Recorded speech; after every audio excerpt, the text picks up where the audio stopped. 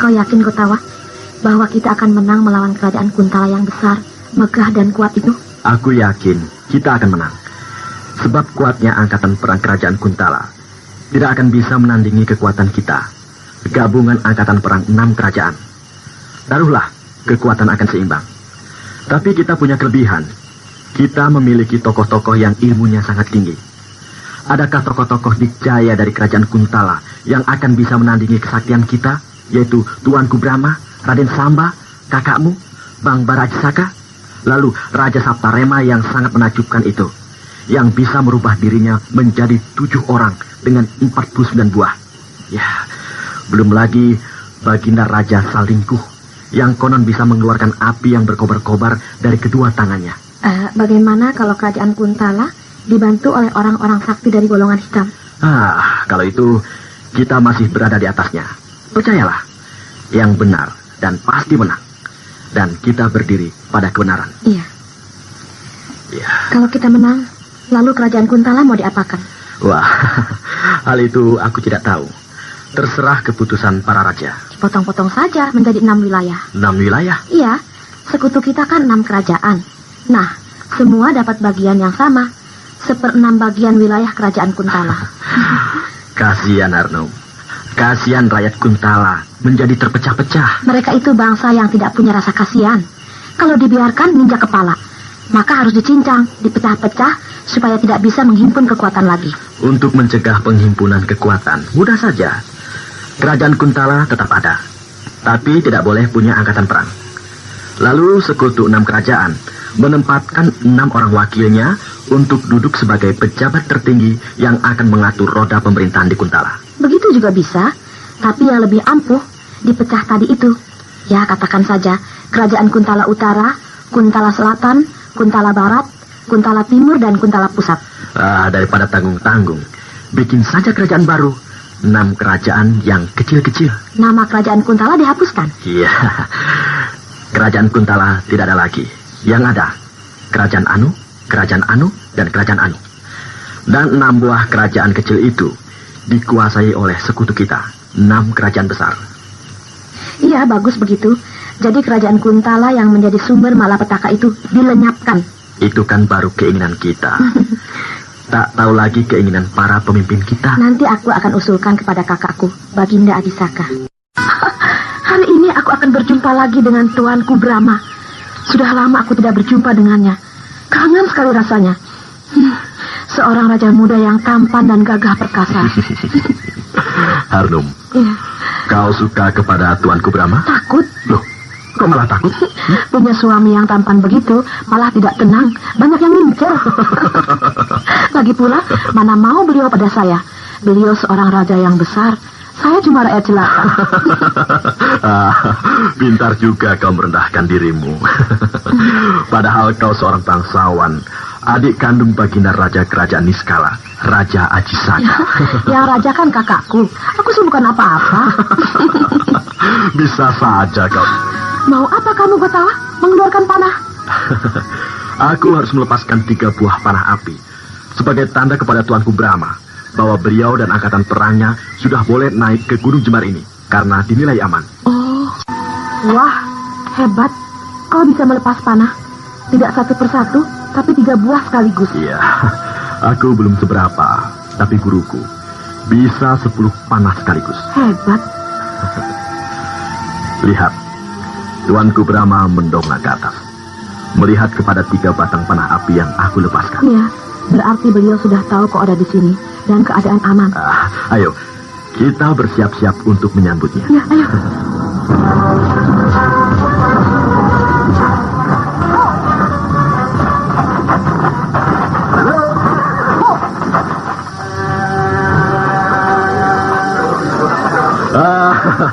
Selamat datang di Gunung Jembar, Tuanku Brahma.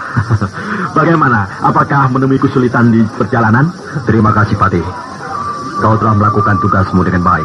Daulat, Tuanku. Harnum. Bagaimana kabarnya, Tuanku? Sehat walafiat, Harnum. Manakah kamu, Baginda Ajisaka? Besok pagi beliau tiba bersama angkatan perangnya. Kau semakin cantik saja, Harnum. Terima kasih. Nah, Patih, suruh pasukan istirahat. Daulat tuanku. Dengar semua, kita sudah berada di Gunung Jembar. Kita akan berada di sini selama 5 hari. Untuk itu, segera mendirikan kemah-kemah. Lakukan!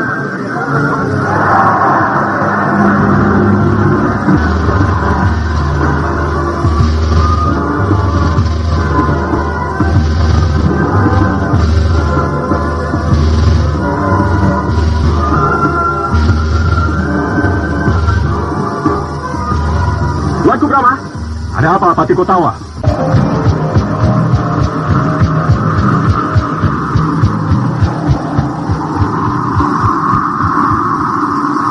Tuanku Brahma, telah datang lagi pasukan perang. Kali ini angkatan perang kerajaan Salingkuh. Bagus, sambutlah mereka.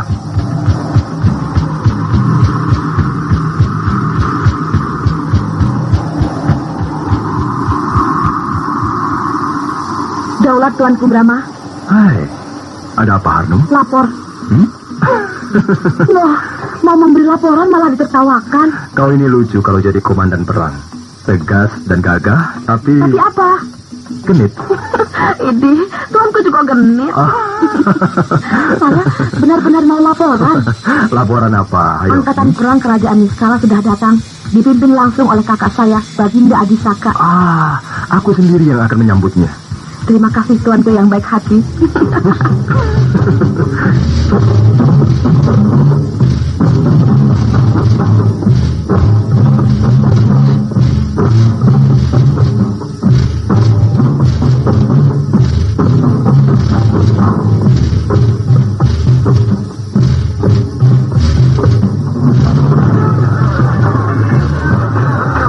Syukurlah, angkatan perang dari kerajaan-kerajaan sekutu kita sudah datang semuanya.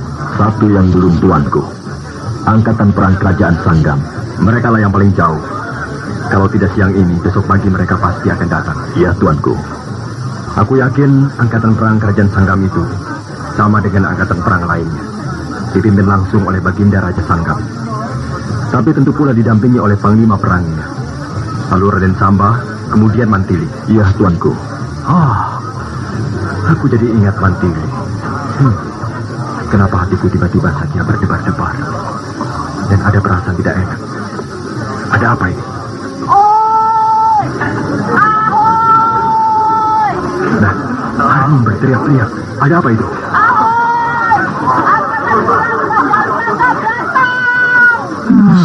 Dugaan tuanku tepat. Siang ini mereka sudah tiba.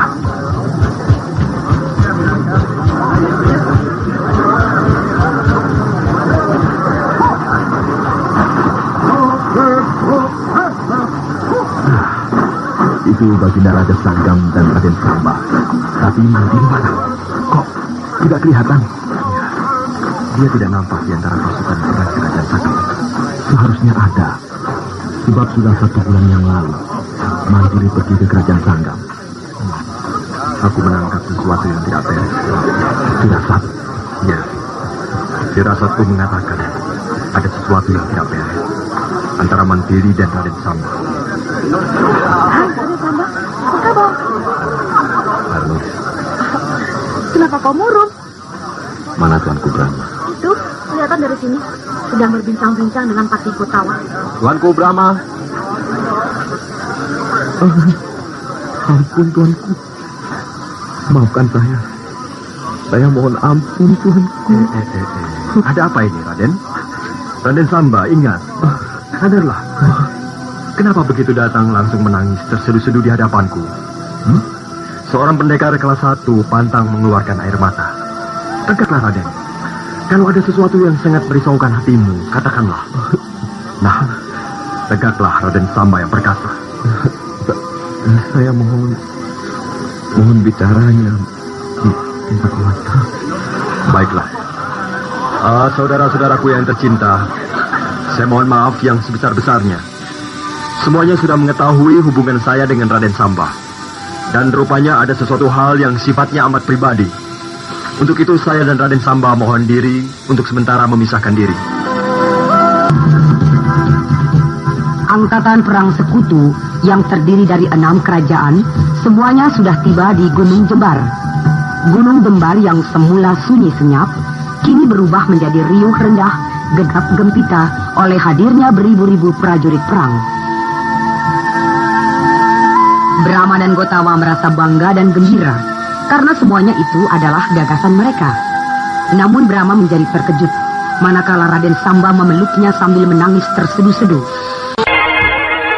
Nah, di sini tempatnya sunyi, Raden. Hanya kita berdua. Akan tetapi kehendaknya itu tidak tersampaikan. Sebab dia salah paham. Salah paham bagaimana? Mantili mengira saya berkas renung. Dewi Harnum?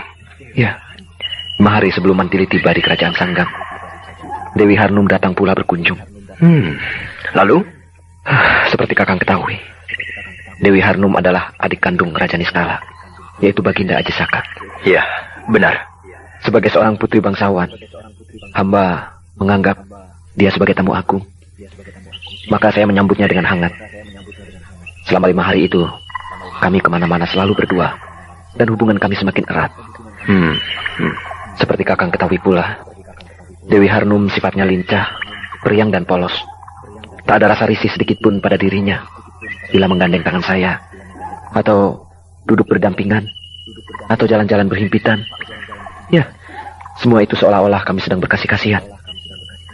Nah, saat itulah ketika saya dan Dewi Harnum duduk berdampingan sambil bercengkrama di serambi depan rumah saya, Mantili datang dan melihatnya. Seketika itu langsung dia marah dan pergi tanpa pamit.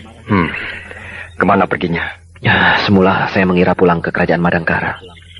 Tetapi ternyata tidak. Hamba tahu Mantili tidak berada di kerajaan Madangkara dari Senopati Ringkin yang datang di kerajaan Sanggam sebagai utusan kakang untuk menyampaikan surat kepada Baginda Raja Sanggam. Hamba menduga dia pergi ke Gunung Wangsit menemui gurunya. Kenapa kau tidak mencarinya? Dorongan untuk mencari Mantili sangat besar di hati saya. Tetapi terbentur tugas negara yang dibebankan di pundak saya, yaitu memimpin angkatan perang menuju ke Gunung Jembar ini. Saat itu saya benar-benar bimbang dan juga bingung. Namun akhirnya saya memutuskan bahwa tugas negara lebih penting dari urusan pribadi. Iya, kau benar. Dan saya merasa terhibur. Sebab Mantili tahu saat berkumpulnya 6 angkatan perang di Gunung Jembar. Jadi pada saatnya, saya yakin Mantili akan datang juga di Gunung Jembar. Maka disitulah saya akan minta maaf kepadanya, sekaligus menjelaskan duduk perkaranya. Tapi ternyata di sini pun Mantili tidak ada. Iya, mudah-mudahan dia akan cepat datang. Ya, dan begitulah kisahnya, kakang. Untuk semuanya, saya mohon ampun pada kakang. Kau sendiri bagaimana?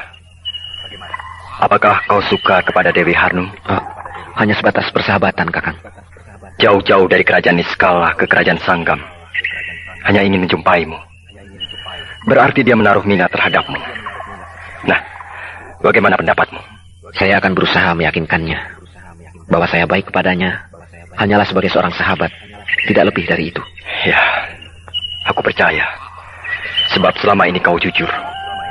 Tapi hendaknya janganlah kepercayaanku itu kau nodai. Mantili adikku satu-satunya. Dia permata hatiku. Jantung hati kami sekeluarga. Iya, kakang. Kalau ada apa-apa dengan Mantili, kau akan menerima akibatnya. Kau akan berhadapan dengan aku sebagai musuh. Ampun tuanku, Kakang Brahma. Yang Widi menjadi saksi bahwa hanya ada Mantili seorang di dalam hati saya, kakang. Ya. Aku pegang sumpah. Selamat berjumpa kembali, Yang Mulia Sri Baginda Raja Niskala, Baginda Raja Selimbar, Baginda Raja Saptarema, dan Baginda Raja Sanggam. Sampai.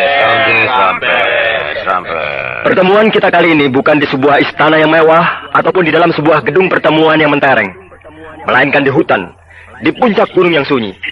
Tidak diiringi suara gamelan yang mendayu-dayu, akan tetapi suara kera dan binatang hutan lainnya.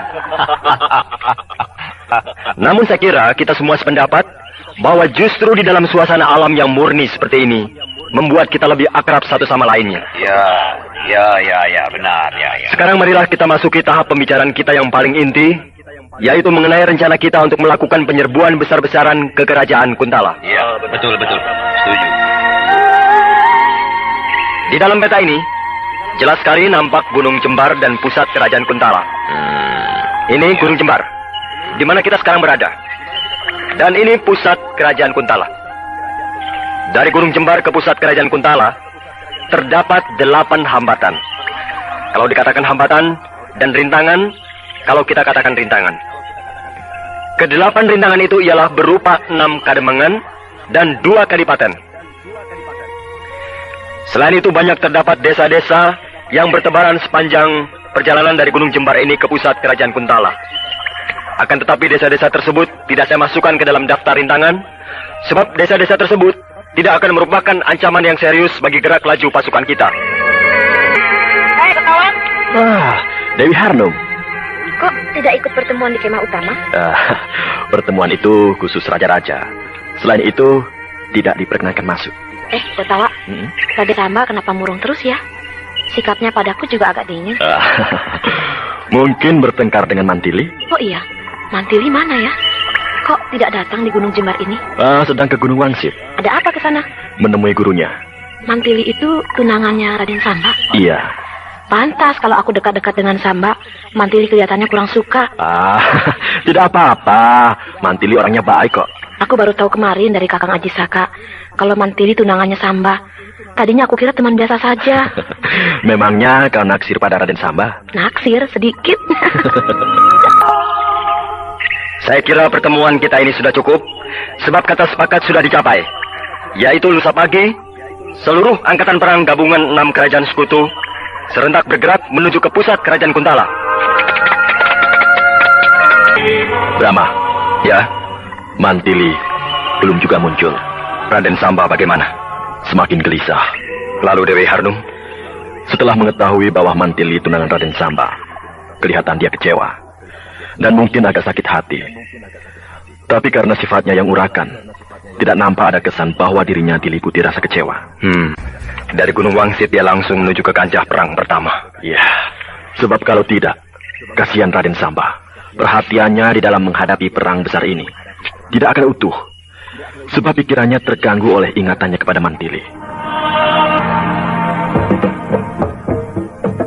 Wahai para prajurit kemerdekaan, hari ini adalah hari yang bersejarah, di mana kita akan menghancurkan sebuah kerajaan adik kuasa yang lalim, yaitu Kerajaan Kuntala. Saya merasa bangga dan juga terharu, bahkan bulu roma saya berdiri, manakala melihat angkatan perang gabungan 6 kerajaan yang maha dahsyat ini. Seakan-akan hendak meruntuhkan jagat raya dengan gegap gempita, siap melanda dunia, menggilas para durjana si angkara murka. Maka dengan ini saya namakan Angkatan Perang Dewangga. Wahai Angkatan Perang Dewangga, lenyapkan sang tirani dari muka bumi. Berangkat!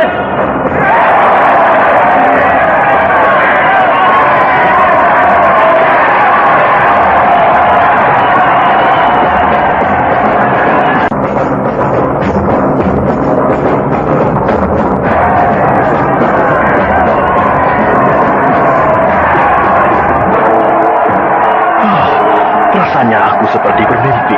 Mimpi dia. Seumur hidupku belum pernah melihat angkatan perang teramat besar seperti angkatan perang Dewangga itu. Berlaksa-laksa prajurit bersenjata, berlerot-lerot dari jauh seolah-olah mereka bukan manusia.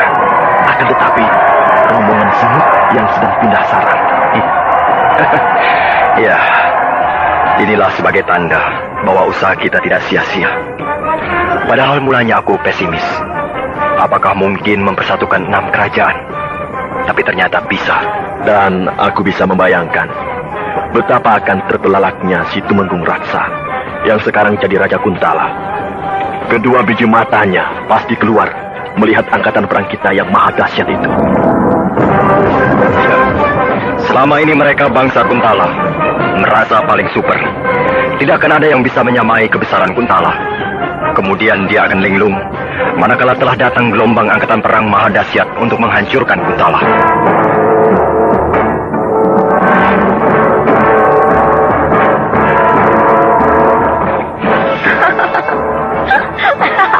Ada apa, Harnum?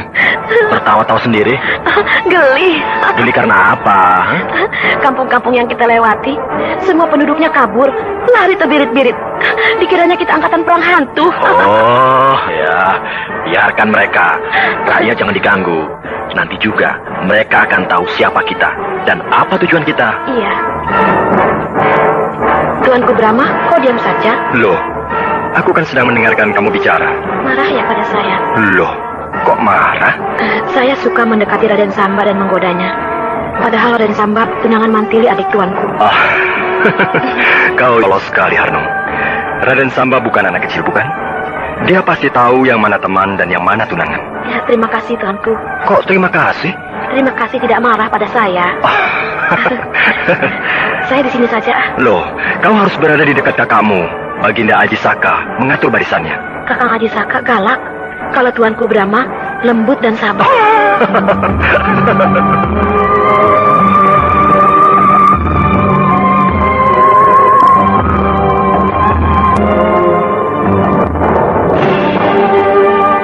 Kita sudah menempuh perjalanan 3 hari dan sudah melewati banyak desa.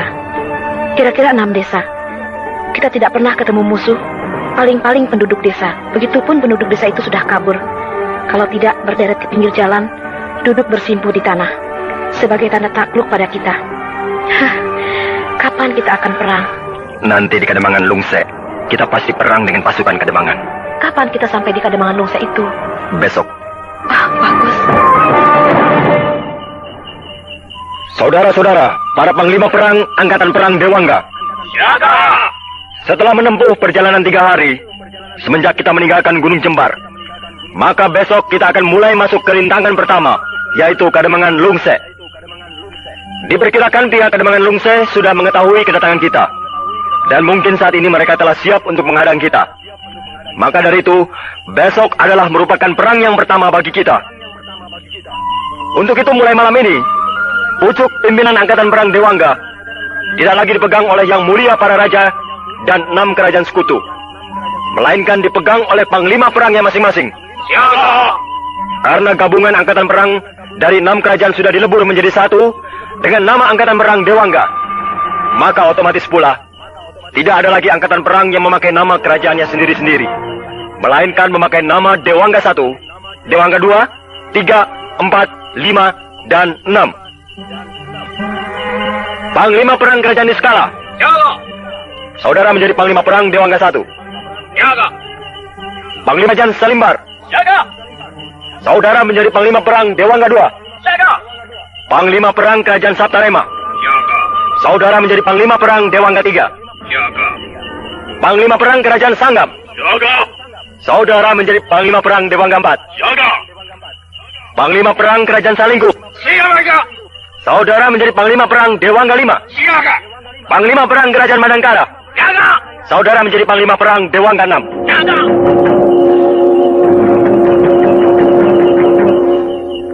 Pucuk pimpinan tertinggi Angkatan Perang Dewangga adalah saya. Jadi mulai sekarang tidak ada lagi yang menyebut tuanku, akan tetapi Panglima tertinggi. Panglima tertinggi Brahma Kumbara.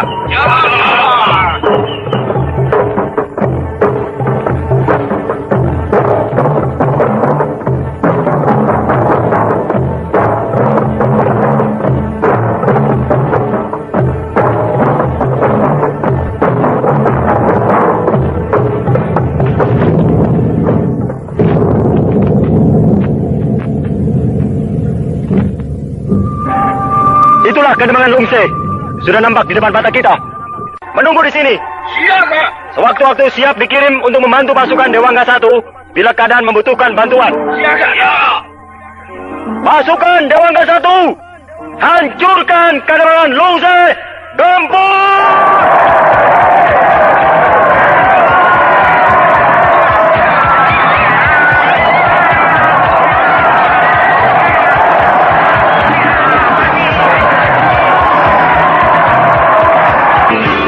Angkatan Perang Gabungan 6 kerajaan sekutu itu dilebur menjadi satu dengan nama baru, yaitu Angkatan Perang Dewangga.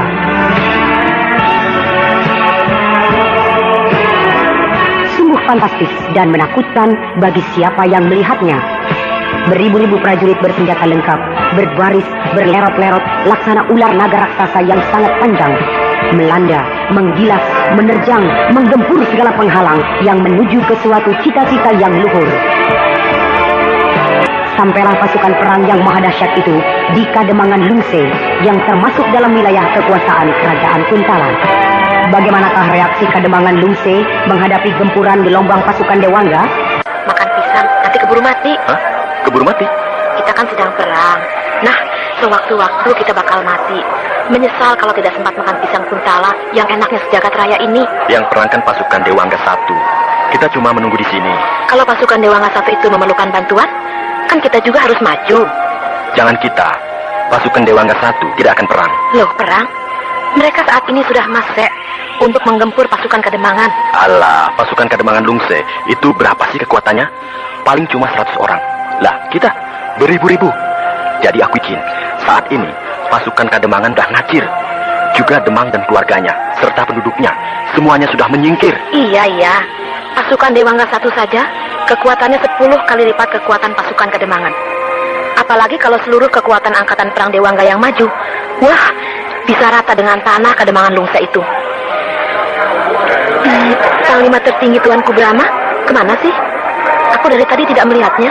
Tuh, di sana sedang berbincang-bincang dengan para raja. Benar-benar suatu peristiwa yang paling bersejarah. Bayangkan saja, 6 orang raja turun semuanya, bersatu padu untuk menghancurkan kerajaan Kuntala. Iya, biasanya di dalam peperangan cukup dipimpin oleh panglima perang. Tapi kita tidak bisa menolak keinginan raja-raja itu untuk ikut serta di dalam perang besar ini. Habis rajanya tukang perang sih. Coba kalau rajanya cuma pinter kawin, mana mau dia ikut ke medan perang? Kok ketawa? Kau ini kalau ngomong asal nyeplos saja. Kenyataan bukan? Coba, di mana ada raja yang istrinya cuma 1? Memang permasyuri si 1, tapi selirnya banyak. Apalagi gundik. Wow, minta ampun, ada yang 40 orang. Apalagi raja-raja di Arabia, saking kebanyakan gundik sampai membuat harem. Harem itu isinya sampai ada yang jumlahnya 60 orang perempuan. Nah, kalau sudah begitu, mana ada waktu untuk mengurus pemerintahan? Tiap hari kerjanya ngatur perempuan melulu. Kalau ada perang, takutnya setengah mati. Soalnya takut kehilangan enak-enak.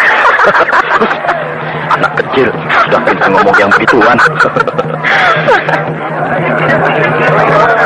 Suatu keuntungan bagi kita, persatuan sekutu 6 kerajaan itu.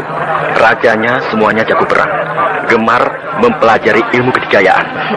Sehingga kalau ada perang, selalu berada di tengah-tengah pasukan perangnya. Dengan begitu, semangat pasukan perang menjadi tinggi. Iya benar. Apalagi Raja Madangkara yang bergelar Tuanku Brahma. Meskipun penyabar dan ramah, tapi jelas kelihatannya senang berkelahi. Tuanku Brahma mau berkelahi kalau terpaksa. Sekalipun di dalam medan perang, beliau tidak akan turun sama sekali. Kalau dilihat masih bisa diatasi oleh anak buahnya. Tentu rakyat Madangkara bangga punya raja, masih muda, tampan dan sakti. Jangankan rakyat, aku sendiri sebagai patih bangga sekali punya raja seperti Tuanku Brahma. Tapi sayang. Loh, kok sayang? Raja dan patih sama-sama belum kawin. Ada-ada saja kau ini. Itu lihat, 2 orang penunggang kuda keluar dari Kademangan Lungse dan memacu kudanya dengan kencang menuju ke sini. Arnum, siapkan pasukan. Siapa tahu pasukan Dewangga 1 mendapat kesulitan. Bukan kesulitan, tapi kemenangan. Oh ya? 2 orang penunggang kuda itu anggota pasukan penghubung. Kalau ada bahaya, biasanya memacu kuda sambil mengibarkan bendera merah. Tapi kau lihat sendiri, tidak bukan? Iya, mereka malah mengibarkan bendera hijau. Berarti kemenangan. Tuh, 2 anggota pasukan penghubung itu sudah menghadap kepada Tuanku Brahma. Ayo kita ke sana. Ayo. Saudara-saudara, Dewata beserta kita menang.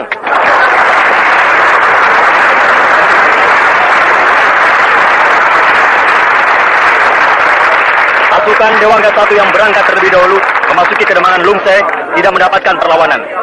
Sebab pasukan perang Kademangan Lungse sudah melarikan diri sebelum pasukan Dewangga 1 datang. Marilah kita bersama-sama bergerak masuk ke Kademangan Lungse yang sudah kalah sebelum perang itu. Lakukan!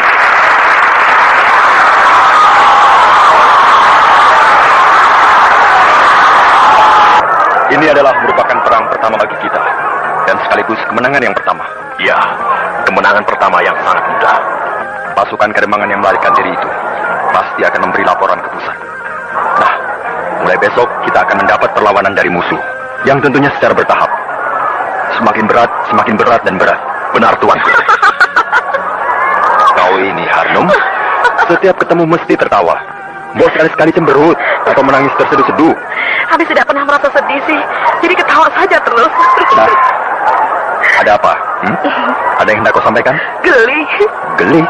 Dibandingkan dengan jumlah penduduk Kademangan Lungse ini, jauh lebih banyak jumlah angkatan perang kita.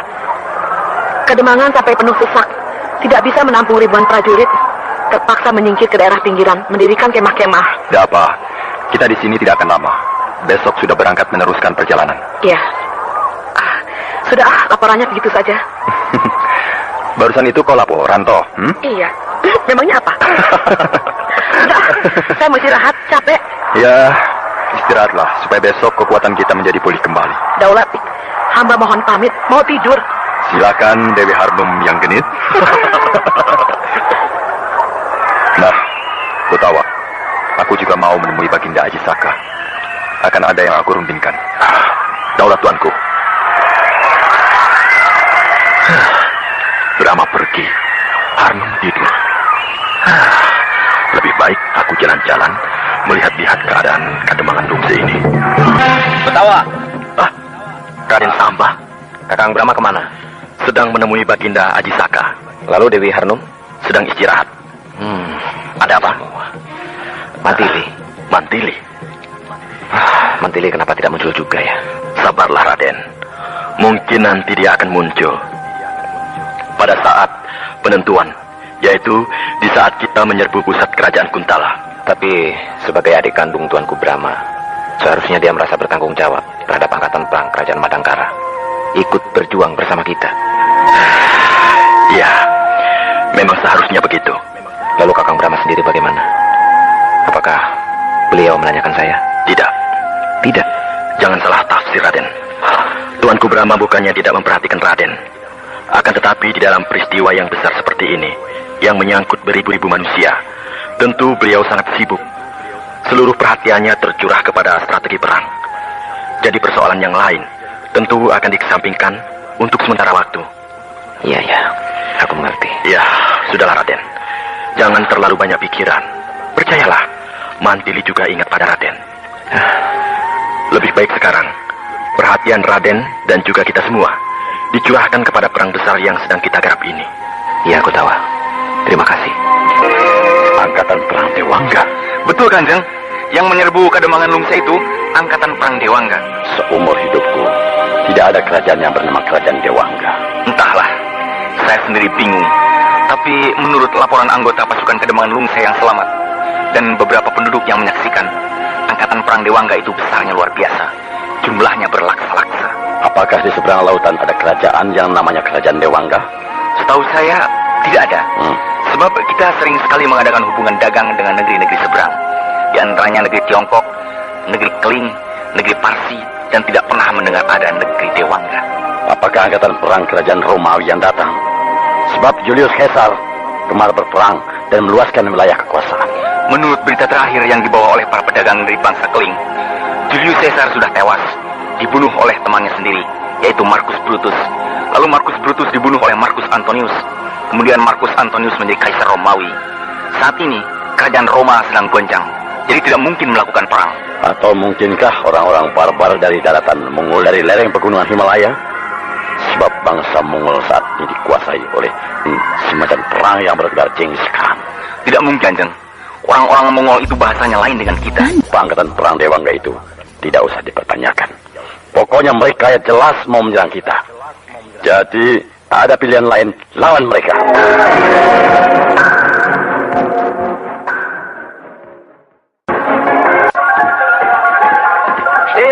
Til, Mantili. Apa? Ada berita hangat, Til. Tel. Sudah aku bilang berapa kali, jangan sebut namaku Tel. Maaf, Til. Aku potong lidahmu baru tahu. Jangan. Ada apa mengganggu aku? Cuma sekedar mau tanya. Tanya apa? Di jagat ini, ada yang namanya kerajaan Dewangga tidak? Oh, kau mau menghubungkannya dengan tersiarnya berita bahwa ada pasukan perang yang mau menyerbu kerajaan Kuntala ini? Ya. Yang bernama Angkatan Perang Dewangga? Iya, benar. Tidak ada. Tidak ada kerajaan Dewangga. Dan mungkin tidak akan pernah ada. Atau mungkin juga nama kerajaannya lain dengan nama angkatan perangnya. Maksudmu? Misalnya kerajaan Kuntala, angkatan perangnya bernama Angkatan Perang Kerajaan Kuntala. Tapi yang ini tidak. Kerajaan Anu, angkatan perangnya bernama Angkatan Perang Dewangga. Kau benar. Benar? Iya. Angkatan Perang Kerajaan Dewangga itu bukan Angkatan Perang Kerajaan Dewangga, melainkan Angkatan Perang Gabungan 6 kerajaan. Gabungan 6 kerajaan? Iya. Kerajaan Nistala, Kerajaan Selimbar, Kerajaan Sanggam, Kerajaan Saptarema, Kerajaan Salingkuh, dan Kerajaan Madangkara. Hah? Kerajaan-kerajaan itu bukan kerajaan Kuntala. Benar. Oh. Dan kini mereka bersatu padu untuk menghancurkan kerajaan Kuntala ini. Walah, celaka. Kenapa celaka? Ya, dikeroyok oleh 6 kerajaan. Mana kuat, bisa hancur kerajaan kita ini. Kau takut? Tentu saja. Pasti bangsa Kuntala akan dihabiskan semuanya oleh mereka. Tidak, Bungkai. Hah? Mereka tidak akan mengganggu rakyat. Mereka hanya menyerang angkatan perang lagi. Kalau sudah menang, ya sudah. Rakyatnya tidak akan diapa-apakan. Kalau kerajaan Kuntala ini kalah, berarti akan diperintah oleh bangsa-bangsa dari 6 kerajaan itu. Tentu saja. Wah, lalu bagaimana kita ya? Kenapa susah? Ikuti saja apa kehendak mereka.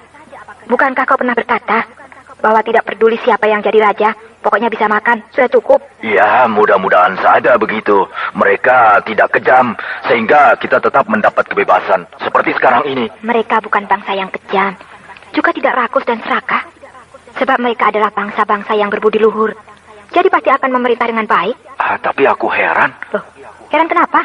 Kau bisa tahu semuanya itu dari mana? Sebab aku orang Madangkara. Hah? Kau bangsa Madangkara? Iya. Aku tidak mengira sama sekali. Tadinya aku kira kau orang sini saja, bangsa Kuntala. Aku orang Madangkara dan juga orang Kuntala. Bagaimana kau ini? Pelintat-pelintut. Kau tahu Tumenggung Ardalepa? Ya, tahu.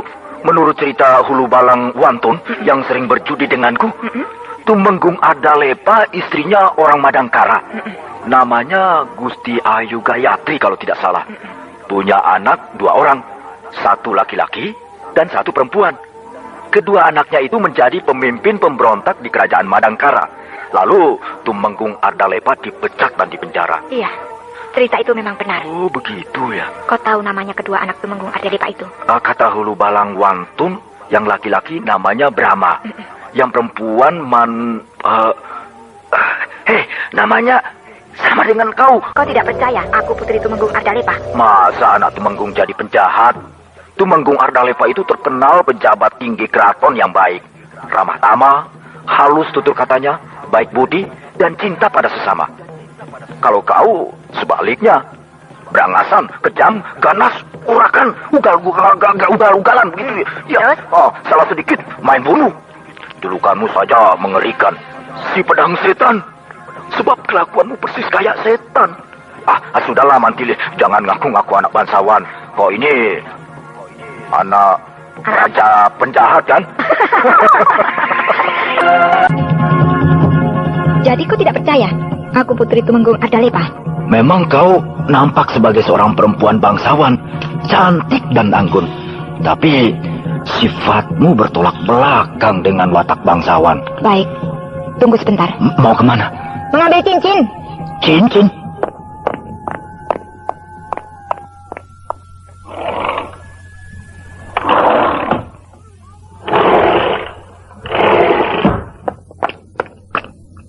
Nih, lihat nih. Peti. Wah, bagus benar peti kayu ini. Ukirannya sangat indah dan pinggirnya dilapisi emas. Emas permata? Lihat cincin ini. Oh, cincin emas bermata berlian ini berbentuk ular kobra. Lambang kerajaan Kuntala. Itu bukan sembarangan cincin. Gambar capnya dan baca tulisannya. Capnya lambang ular kobra dan tulisannya Senopati Gusti Ayu Dewi Mantili. Kau Senopati. Apakah kau pernah mendengar nama Senopati Gusti Ayu Dewi Mantili? Ya, tentu saja. Sebab senopati perempuan di kerajaan Kuntala, ya hanya ada satu. Nah, itulah aku. Oh, iya. Ini perlengkapanku yang lainnya. Nah, ini perisai gelang yang khusus dipasang dan dilingkarkan di pergelangan tangan kiri. Gunanya untuk menangkis serangan pedang musuh. Dan ini kalung. Ini tutup kepala, logam tebal berlapis emas. Dan ini pedang. Oh. Semuanya memakai lambang ular kobra. Dan ada tulisannya namaku. Ya, aku percaya. Aku kira kau Mantili yang lain. Tak taunya Senopati Gusti Ayu Dewi Mantili. Pantas kau sangat dikjaya. Lalu, kenapa kau jadi penjahat? Tidak ikut di dalam angkatan perang Dewangga misalnya. Aku bentrok dengan salah seorang pimpinan angkatan perang Dewangga itu. Bentrok? Bukan bentrok berkelahi, melainkan soal urusan pribadi. Oh iya. Nah, aku ingin dan harus membantu angkatan perang Dewangga. Karena mereka adalah teman-temanku dan saudaraku. Tapi dengan caraku sendiri. Caramu sendiri? Iya. Aku akan pergi ke Pulau Belibis. Pulau Belibis? Di mana itu? Dan mau apa ke sana? Pulau Belibis di Laut Selatan. Tempat pembuangan Sri Baginda Maharaja Kuntala. Oh, benarkah itu? Iya. Aku berhasil menyuap pegawai keraton untuk mengatakan di mana Raja Kuntala yang digulingkan itu dibuang. Jadi aku harus membebaskan Sri Baginda Maharaja Kuntala yang dibuang di Pulau Belibis. Jangan, Mantili. Bahaya. Tentu saja bahaya. Sebab pasti Pulau Belibis dijaga ketat. Tapi bagi pedang setan tidak ada yang perlu ditakuti. Kau tidak percaya? Ya, aku percaya. Sebab kau sangat dikjaya. Tapi apa? Partai Pedang Setan mau diapakan kalau kau tidak ada? Aku mengundurkan diri. Hah? Bongkeng, Ya. apalagi yang aku harapkan dari Partai Pedang Setan ini? Berkelahi sudah kenyang.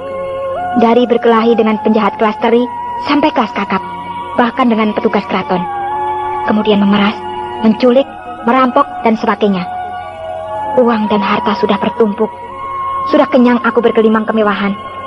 Hidup bagaikan ratu di rumah gedong yang laksana istana ini.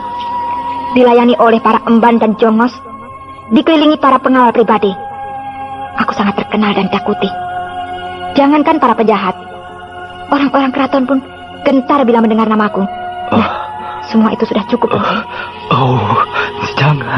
Jangan Mantili. Kau jangan meninggalkan partai kita ini. Kalau kau pergi, pasti hancur kami semua. Sebuah partai besar tidak selamanya jaya, Bongkeng. Suatu ketika pasti akan mengalami masa suram. Di dunia ini tidak ada yang langgeng, bukan? Ya, itulah yang aku takutkan. Kau takut jatuh miskin? Bongkeng. Ya.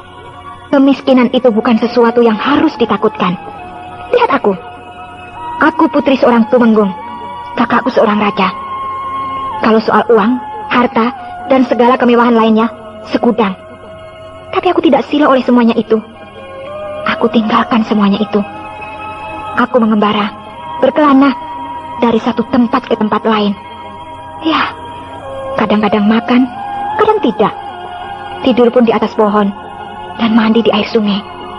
Dikala aku sedang kelaparan, atau sedang kedinginan, seorang diri di tengah limbah, atau sedang kepanasan di padang gurun, aku tidak mengeluh. Karena itulah makna dari hidup dan kehidupan, Bongkeng. Ya. Nah, apalagi kau laki-laki, seharusnya lebih tegar daripada aku. Tegaklah, Bongkeng. Jangan takut miskin. Tapi justru kita harus gagah dalam kemiskinan.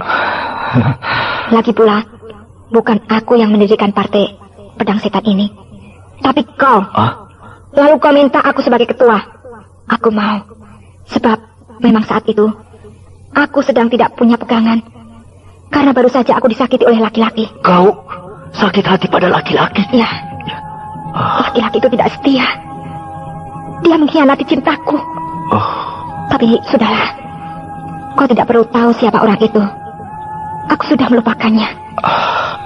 Ternyata kau punya cinta juga. Aku manusia biasa, Bongkeng. Aku butuh cinta. Tapi hanya satu kali itu saja. Cukup. Untuk selamanya tidak ada cinta. Nah, kalau kau takut miskin, Bawalah semua harta kekayaan. Semuanya itu. Uang, emas permata, intan berlian. Terserah mau kau apakan. Karena aku tidak memerlukannya. Oh, jangan begitu, Mandili. Semua itu hasil jeripayahmu. Kalau begitu, bagikan saja kepada orang-orang yang hidupnya kekurangan. Dan rumah istana ini dijadikan asrama yatim piatu. Ya, saya kira lebih baik begitu. Bongkeng, Ya, kau mau juga berbuat baik? dipikir-pikir, bosan juga jadi orang kaya. Tiap hari makan enak. Pakaian 5 lemari. Mau ke kebun saja sampai bingung. Tidak ada baju yang jelek. Belum lagi uang. Kadang-kadang melihat uang jadi cicik. Habis mau diapakan uang sebanyak itu? Ya, terutama kalau tidak ada kau.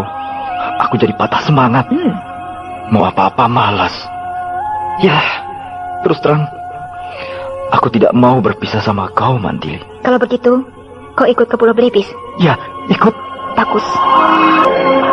Saudara-saudara, dengarlah.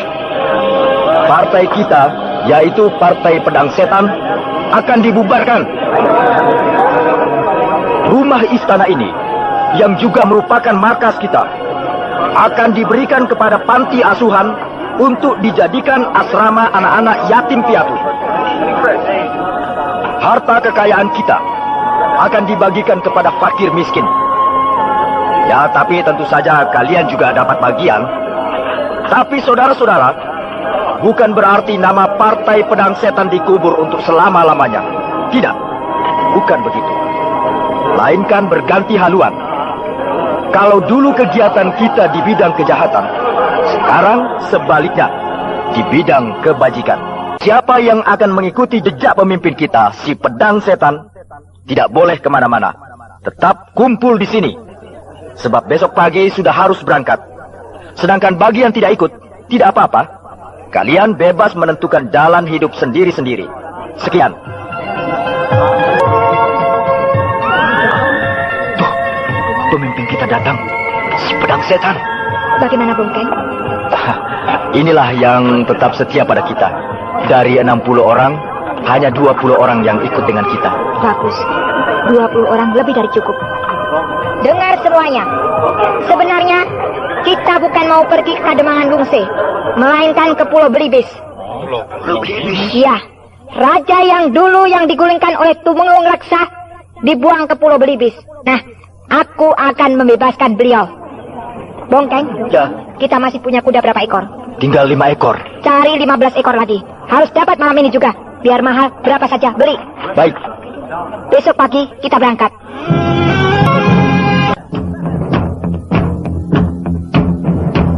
Kurang ajar. Berdebah. Kita tertipu.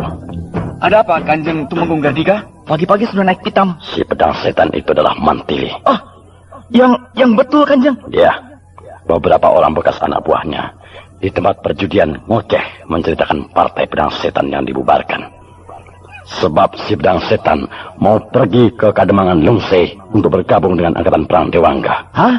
Bergabung dengan Angkatan Perang Dewangga? Kebetulan di tempat judi itu ada seorang anggota pasukan rahasia keraton. Kemudian bekas anak buah Pedang Setan itu dibawa ke pos gardu jaga, lalu ditanyai. Lalu apa katanya? Bekas anak buah Pedang Setan itu tidak tahu nama asli Pedang Setan. Lalu disuruh menunjukkan rumahnya. Ternyata rumah si Pedang Setan itu rumah Mantili. Ciri-ciri orangnya sama dengan Mantili. Kalau begitu, kita serbu saja rumahnya. Dia sudah berangkat ke Kademangan Lungse. Berdebah. Jadi rupanya dia gentayangan di pusat kerajaan Kuntala ini bukan sekedar pesiar seperti apa yang dia bilang, tapi rupanya menyelidiki keadaan. Betapa tololnya aku menyuruh dia menangkap Pedang Setan. Padahal Mantili itulah si Pedang Setan. Tuanku Brahma, ada apa aku tahu? Kita hampir tiba di Kademangan Lintang. Iya, aku sudah melihat Bukit Sangku. Dan di balik Bukit Sangku itulah terletak Kademangan Lintang. Iya, benar.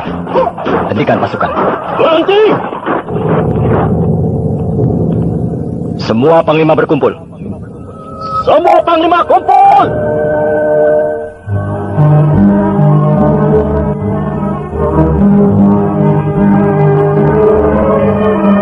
Para panglima, Siap, kita akan memasuki Kademangan Lintang. sama seperti waktu kita menyerbu Kademangan Lungse, yaitu satu bagian kekuatan masuk terlebih dulu untuk memancing musuh memperlihatkan kekuatannya. Kalau di Kademangan Lungse yang bertugas musuh pasukan Dewangga 1, maka sekarang giliran pasukan Dewangga 2. Panglima Dewangga 2, segera berangkat. Bawa pasukan Muki Kademangan Lintang. Pasukan yang lain menunggu di Bukit Sangku yang terlihat dari sini.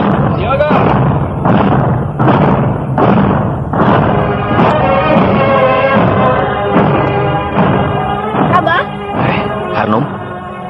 bukankah kau tergabung di dalam pasukan Dewangga 2? Iya, benar. Kalau begitu, kau yang mendampingi Panglima Dewangga 2? Iya, setiap panglima didampingi oleh seorang bangsawan. Nah, pendamping Panglima Dewangga 2 adalah aku. Aku ikut.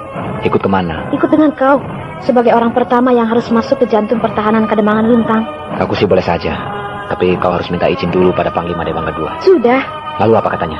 Malah dia menyuruh aku minta izin padamu. Ya, baiklah. Kau boleh bergabung dengan aku. Harnum. Aku sudah tahu semuanya. Pati Gotawa yang cerita. Kenapa kau tidak terus terang padaku? Dari dulu, bahwa Wantili tunanganmu. Lupa. Kok bisa sampai lupa? Ya, tidak tahulah aku. Coba kalau aku tahu dari dulu, aku tidak akan mengganggu kau. Sudahlah, itu semua kesalahanku. Makanya, kalau sudah punya tunangan, jangan meladeni gadis lain. Gadis yang mana yang aku ladeni? Aku? Aku baik padamu, karena kau sahabatku, tidak lebih dari itu. Syukurlah kalau begitu. Tadinya aku kira kau jatuh cinta padaku. Nah, gapura tapal batas Kademangan Lintang sudah tampak. Ya, dan Panglima Dewangga 2 sudah menghentikan pasukan perangnya. Oh, lihat, Panglima sudah mengangkat tangan kirinya sebagai tanda bahwa aku harus siap siaga untuk segera masuk ke jantung pertahanan musuh. Ya, aku akan mengikutimu dari belakang. Tunggu sampai tangan Panglima turun. Ya. Ya, tangan Panglima Dewangga 2 sudah turun.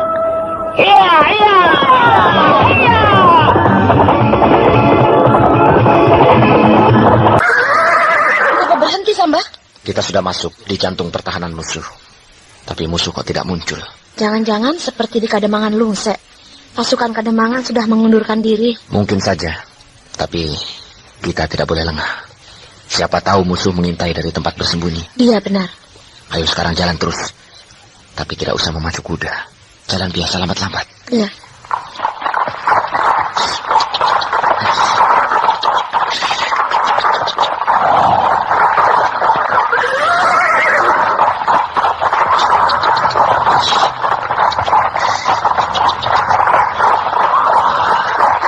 Kita terus maju sampai di Kademangan. Sampai mendapat kepastian apakah musuh menyerah atau tidak. Iya. Awas tombak! Iya.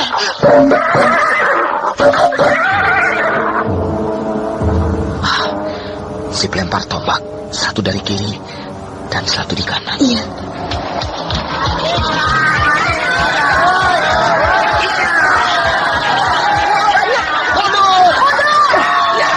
Kita harus pancing mereka. Bawa mereka ke tempat pasukan Dewangga 2 menunggu.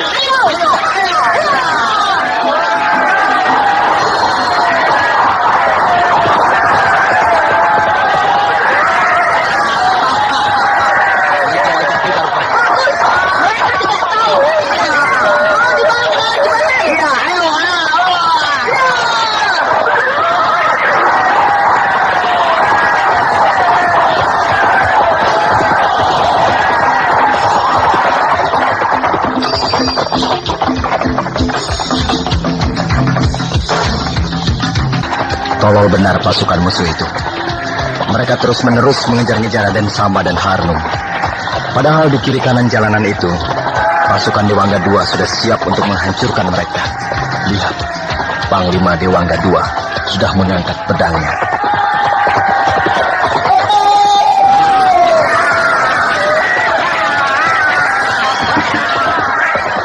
Alia, pasukan kita keluar dari persembunyian dan langsung menyerbu pasukan musuh yang mengejar kita. Rasakan orang-orang Kademangan Lintang.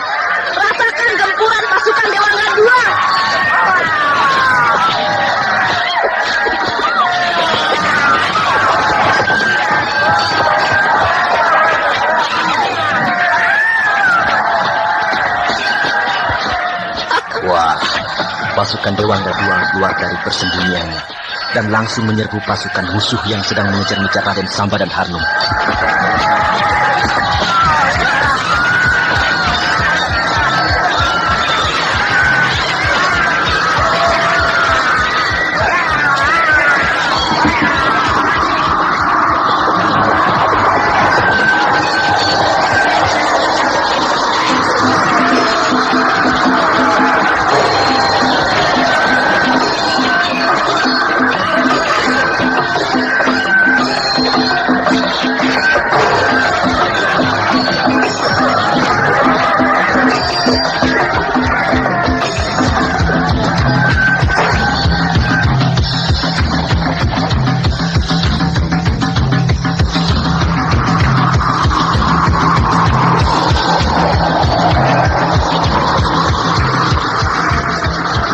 Panglima tertinggi tuanku, Kakang Brahma. Aku di sini, Samba. Musuh sudah menyerah. Pasukan perang Kademangan Lintang menyatakan takluk pada kita. Iya, dari puncak bukit Sangku ini, aku bisa melihat dengan jelas ke arah pertempuran itu. Lalu apakah titah Kakang selanjutnya? Segera masuk ke dalam Kademangan Lintang. Daulat Kakang. Tapi lalu bagaimana dengan beberapa bagian kekuatan pasukan musuh yang melarikan diri? Apakah perlu diadakan pengejaran? Tidak perlu. Biarkan saja. Toh nanti juga akan bertemu lagi dengan kita. Daulat Kakang. Yang menyerah lucuti senjatanya dan dijadikan tawanan perang. Dijaga oleh pasukan Dewangga III. Setelah itu seluruh angkatan perang Dewangga berbaris dengan rapih memasuki Kademangan Lintang. Daulat Kakang. Lakukan. Siaga. Syukurlah Raden Samba tidak kehilangan konsentrasinya. Bagaimana, Gotawa? Tadinya saya cemas akibat perselisihannya dengan Mantili. Dan sampai saat ini Mantili belum muncul juga. Akan membuat konsentrasi Raden Samba goyah sehingga tidak bisa melakukan pertempuran dengan baik. Tapi ternyata tidak. Konsentrasinya tetap utuh. Semua siasat dan taktik dijalankan dengan sempurna sehingga musuh dapat ditaklukkannya. Iya, aku pun lega karena dia tidak kehilangan watak kesatriaannya. Begitu mencium bau darah, langsung muncul watak aslinya, tegar dan tangguh di dalam medan pertempuran. Benar. Ayo, kita turun, Gotawa, untuk menduduki Kademangan Lintang yang sudah lumpuh. Mari, tuanku. Raden Samba. Daulat tuanku Kakang Brahma. Panglima Dewangga 1, 2, 3, 4, 5, dan 6. Apakah saudara-saudara melihat ada kelainan dari pasukan musuh yang menghadang kita tadi siang? Ada, tuanku. Apa itu? Pasukan musuh terbagi dalam 3 kekuatan. Terlihat dari 3 jenis pakaian seragam dan 3 jenis pula perlengkapan senjatanya. Lalu kenapa begitu? Saya kurang begitu paham, tuanku. Itu tandanya pasukan musuh yang bertempur dengan kita bukan hanya terdiri dari pasukan perang Kademangan Lintang saja, melainkan ada kesatuan pasukan perang lain yang membantu mereka. Pasukan perang dari mana, tuanku? Dari Kademangan Tangkur dan Kadipaten Lampar.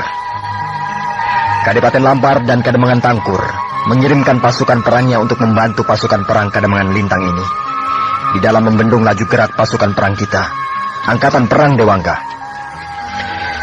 Tapi rupanya mereka tidak mengirimkan pasukan perangnya secara keseluruhan, melainkan hanya sebagian saja. Rupanya mereka mau melihat sampai di mana kekuatan kita.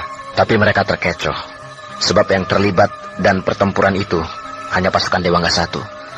Jadi hanya 1/6 dari kekuatan angkatan perang kita. Iya, benar. Namun demikian, mulai besok perjalanan kita sedikit demi sedikit akan mulai terasa berat. Sebab berita munculnya pasukan perang kita yang bernama Angkatan Perang Dewangga sudah sampai ke pusat kerajaan Kuntala. Dan sudah tentu pula, mereka sudah mulai melakukan persiapan-persiapan untuk menghadapi kita. Akan tetapi kalau kerajaan Kuntala mengirimkan angkatan perangnya, akan makan waktu yang lama untuk bisa bertemu dengan kita. Sebab terlalu jauhnya perjalanan yang harus mereka tempuh. Mungkin 26 hari baru bisa berhadapan dengan kita. Jadi yang akan menghadang kita kebanyakan adalah gabungan pasukan perang dari beberapa kademangan dan kadipaten yang akan kita lalui. Sebelum kita sampai di Kadipaten Lampar, masih ada berapa kademangan lagi, tuanku? 1 kademangan, yaitu Kademangan Tangkur. Di Kademangan Tangkur, mungkin kita tidak akan menemui kesulitan yang berarti. Akan tetapi nanti di Kadipaten Lampar, nah, disitulah kita akan dihadapkan kepada perang yang sesungguhnya. Kademangan Lintang jatuh? Benar, Kanjeng Temenggung Gardika. Pasukan perang yang diperbantukan ke Kademangan Lintang hanya sebagian kecil saja, Kanjeng. Hanya untuk mengukur sampai di mana kekuatan angkatan perang Dewangga itu. Kira-kira pasukan perang kita yang diberangkatkan 2 hari yang lalu sudah sampai di mana? Mungkin baru sampai di wilayah Kadipaten Panglayang. Iya. Perjalanan memang terlalu jauh. Tapi kalau kita lebih dulu sampai di Kupit Kumparan daripada mereka, adalah merupakan suatu keuntungan besar bagi kita. Sebab kita dapat menjepit mereka dan menghancurkan mereka di Kupit Kumparan itu. Saya yakin bisa, Kanjeng. Sebab perjalanan kita normal, tidak ada penghalang. Tetapi perjalanan mereka akan lambat. Sebab untuk bisa sampai di Kupit Kumparan, mereka harus melakukan beberapa kali pertempuran. Yang jelas, akan memperlambat laju gerak mereka. Kau benar.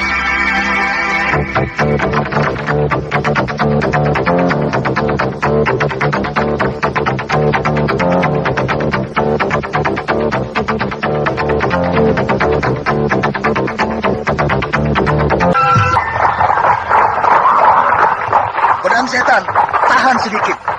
Anak buah kita ketinggalan di belakang. Oh ya? Kau berpacu terlalu cepat.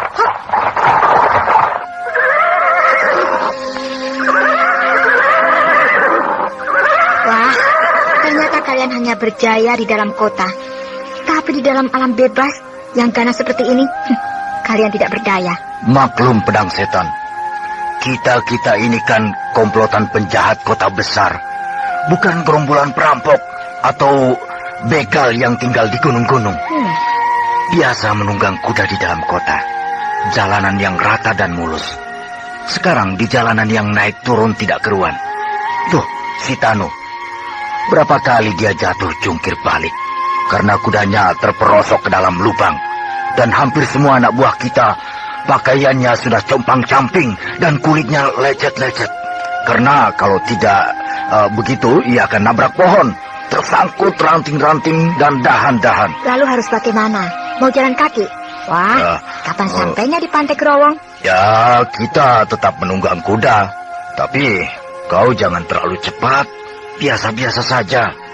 Kalau tidak begitu, bisa-bisa banyak anak buah kita yang hilang di perjalanan. Baiklah, tapi tidak terlalu lambat dan tidak terlalu cepat. Yang wajar saja. Ya, setuju. Ya, banget.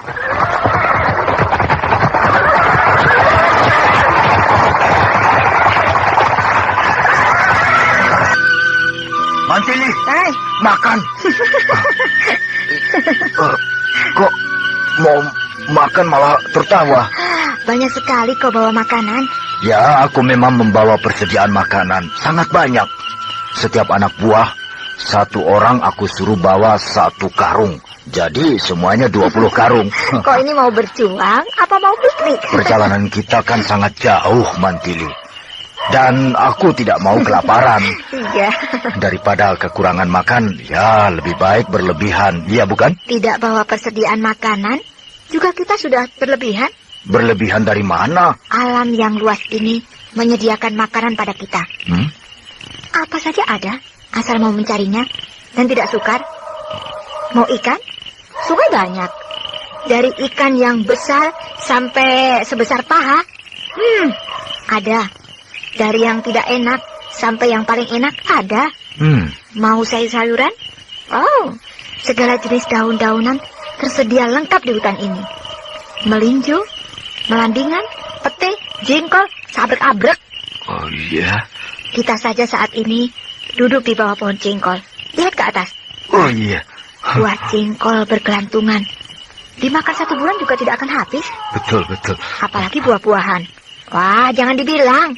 Mau bawa berapa pedati, tinggal ambil. Belum lagi daging. Mau makan daging apa? Menjangan? Kelinci? Banteng? Berkeliaran di sekitar kita ini. Jangan takut kelaparan di alam yang subur seperti ini, Bongkeng. Iya. Pantas para pendekar itu badannya sehat-sehat dan kuat. Sebab yang dia makan, makanan dari alam yang murni ya. Meskipun berkelana, mengembara, pindah-pindah tempat, tidak pernah terdengar ada pendekar kelaparan, kan? Betul, ya memang betul. Tapi aku tidak menyalahkan kamu.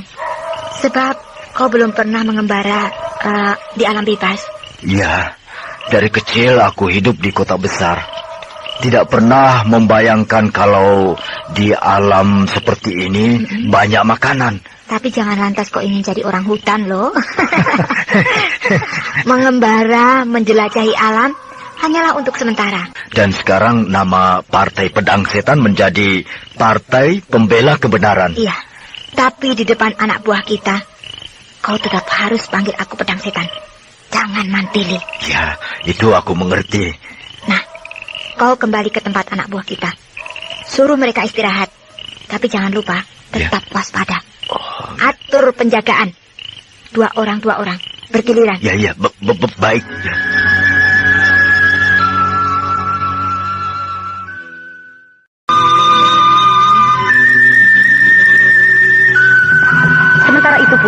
angkatan perang kerajaan Kuntala sudah pula diberangkatkan untuk menghadang angkatan perang Dewangga. Sedangkan di wilayah kerajaan Kuntala bagian selatan, jauh di luar kota, komplotan pedang setan sedang pula bergerak menuju ke pantai selatan guna menyeberang menuju ke Pulau Belibis.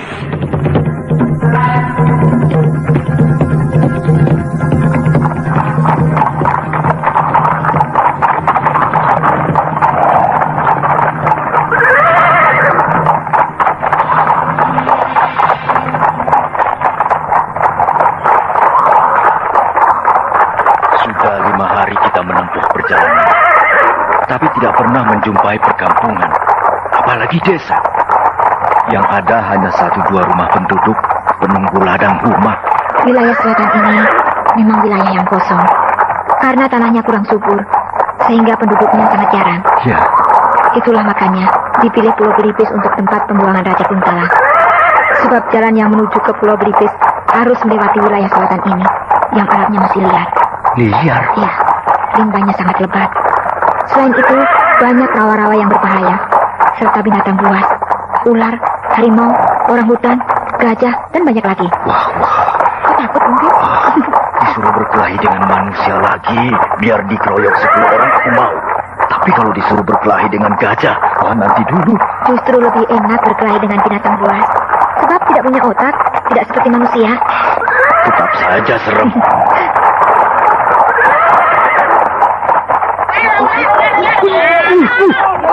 Ular raksasa, lihat pedang setan, lari.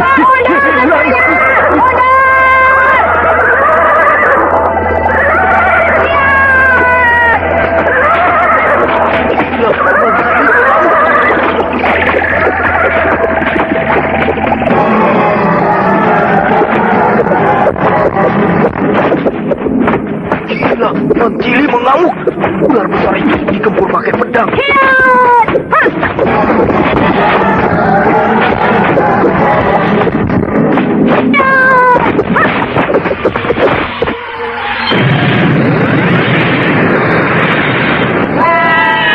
Benar-benar pedang setan.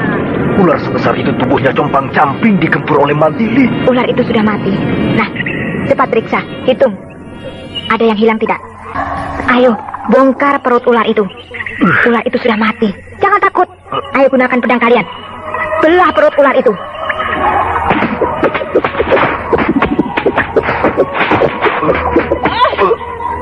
Dewa Tayang. Si Kardun ada di dalam perut ular itu. Ya, si Kardun dimakan oleh ular itu. Lihat, perut ular itu sudah terbelah dan di dalamnya ada mayat si Kardun. Ular besar itu, ekornya membelit di atas pohon yang tinggi. Kepalanya menjulur ke bawah. Dan ketika rombongan kita lewat, si Kardun yang berada paling belakang jadi sasaran. Sudah, jangan rame. Lekas, kubur mayat si Kardun.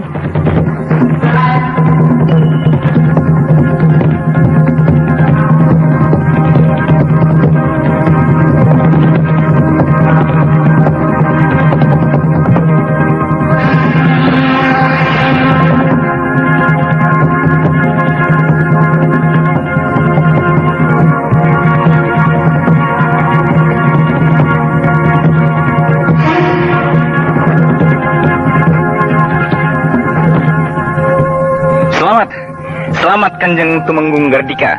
Selamat atas diangkatnya Kanjeng menjadi Panglima Perang. Iya, aku diangkat menjadi Panglima Perang karena dekat dengan Baginda Raksa, raja kita. Alah, orang lain kan tidak ada yang tahu.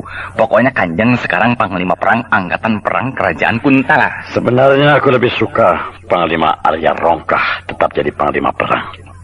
Dan aku tetap wakilnya. Tapi beliau sudah tua dan sudah lama berniat mengundurkan diri. Dan baru sekarang permohonannya itu dikabulkan oleh Baginda. Dan saya kira sudah saatnya pula Kanjeng Tumenggung menjadi Panglima Perang. Sebab sudah terlalu lama jadi Tumenggung, sekaligus menjabat sebagai Wakil Panglima Perang. Ya, memang aku bangga. Akan tetapi juga was-was. Loh, kenapa was-was? Aku jadi Panglima Perang persis di saat negeri kita sedang dilanda perang.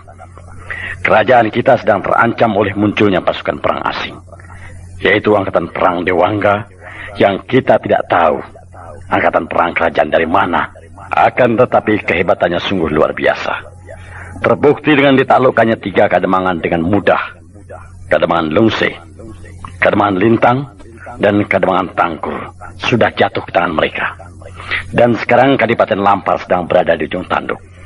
Mereka menang karena belum menghadapi angkatan perang yang sesungguhnya. Benar, Kendala. Kerajaan kita adalah kerajaan besar. Angkatan perang kita adalah angkatan perang yang terkenal dan ditakuti oleh kerajaan-kerajaan di jagat raya ini. Tak ada yang lebih besar bagi kita, karena kerajaan Kuntala adalah paling besar. Angkatan perang Dewangga boleh bangga dengan kekuatan yang dimilikinya. Tapi angkatan perang kerajaan Kuntala tidak akan mundur setapak pun, tidak akan bergeming sejong rambut. Ya, kita sambut angkatan perang Dewangga itu, biar mereka tahu siapa dan bagaimana angkatan perang kerajaan Kuntala. Dan kau, Kendala, kau sekarang sudah bukan seorang senopati lagi. Hah? Aku sudah mengusulkan kepada Baginda Raksa agar kau menjadi wakilku, wakil panglima perang. Wakil panglima perang? Iya. Dan Baginda Raksa sudah menyatakan persetujuannya. Aduh, terima kasih, Kanjeng. Dan besok upacara pelantikan akan dilakukan di Pendopo Agung. Sri Baginda Raksa sendiri yang akan melantik kita. Dan mulai besok, aku tidak akan menyebutmu Senopati Kendala. Akan tetapi wakil panglima Kendala. Dan saya tidak akan lagi menyebut Kanjeng dengan sebutan Kanjeng Tumenggung Gardika, melainkan Panglima Perang Arya Gardika.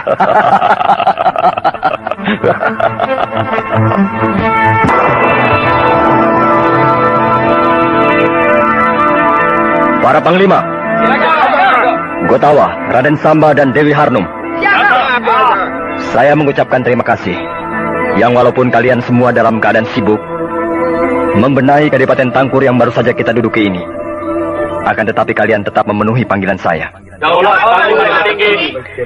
Maksud saya memanggil kalian semua karena tidak ada waktu lagi untuk mengadakan perundingan. Nah, saya persilahkan semuanya melihat gambar peta ini. Ini Gunung Jembar, tempat mula kita berkumpul.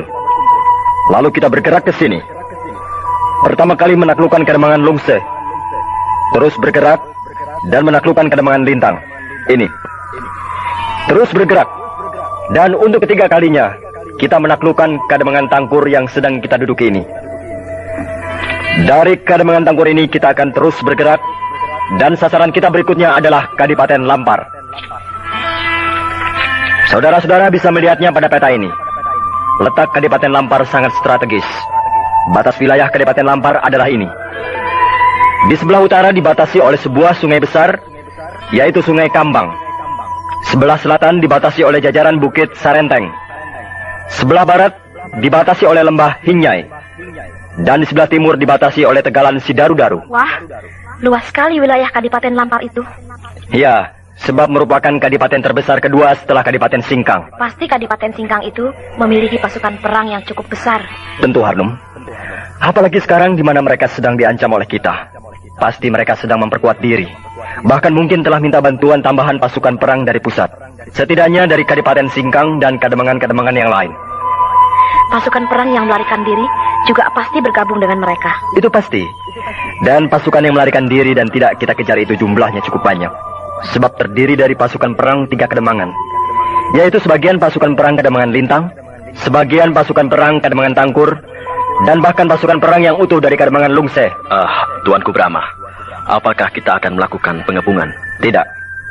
Kita akan masuk hanya dari satu jalur. Yaitu ini. Melalui gerbang utara.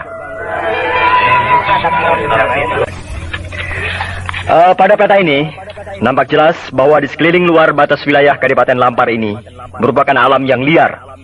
Masih merupakan hutan rimba yang lebat, jurang yang berbahaya, rawa-rawa yang dalam, dan sebagainya. Semua itu pasti akan menelan korban yang banyak. Pasti akan banyak yang mati oleh keganasan alam yang masih buas itu. Betul. Alangkah menyakitkan hati melihat pasukan kita mati konyol oleh keganasan alam. Dan bukannya oleh perang. Ya, memang benar. Bagi seorang prajurit, gugur di medan perang lebih terhormat daripada mati dimakan ular, atau dimakan harimau, atau jatuh ke jurang, atau pula tenggelam di rawa, serta hanyut di sungai.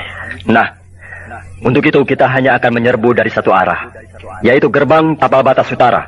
Medannya yang lengang dan terbuka memang memudahkan musuh dalam mengukur kekuatan kita. Akan tetapi, suatu keuntungan pula bagi kita, sebab kita bisa memaksa musuh untuk memperlihatkan kekuatan yang sebenarnya. Benar.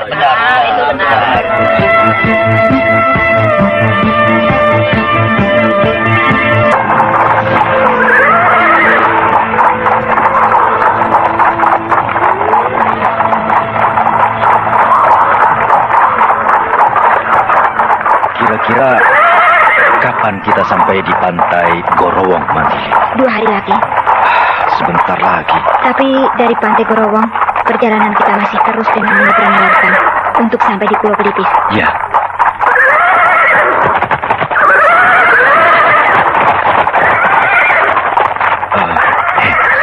Ada apa?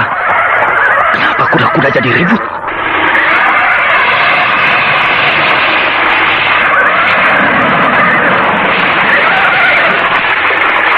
Lihat tuh, pohon-pohon di hutan sebelah sana itu ada roboh, seperti ada angin topan.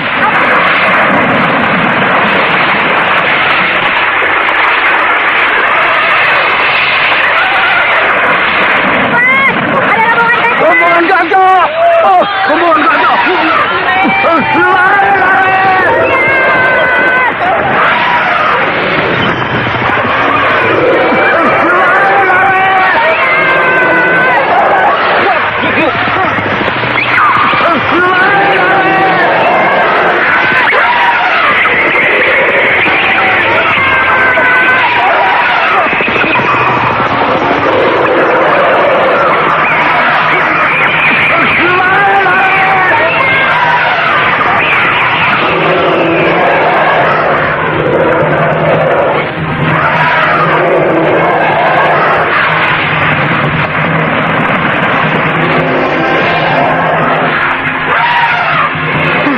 Rombongan gajah itu sudah lewat.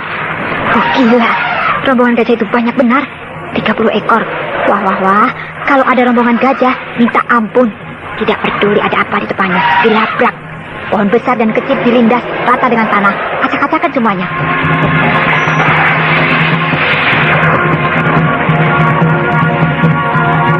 Hah? Mana si Bongkeng? Bongkeng!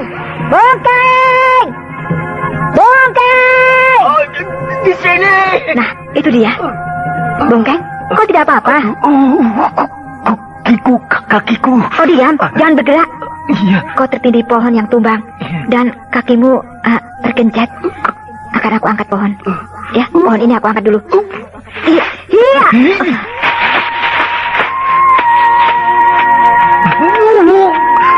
Jangan menangis. Kakimu tidak apa-apa. Hanya keseleo dan lecet-lecet. Aduh. Tapi syukurlah, kau tidak mati diinjak-injak gajah. Nah, kau diam di sini ya. Aku akan mencari yang lain. Iya.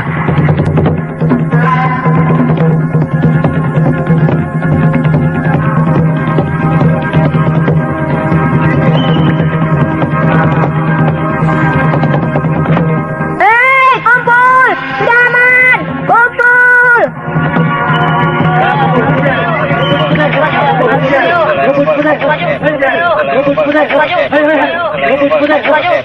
Kurang 5. Rombongan kita seharusnya ada 19 orang. Ini cuma ada 14 orang. Mana yang 5 orang lagi? Ayo cari!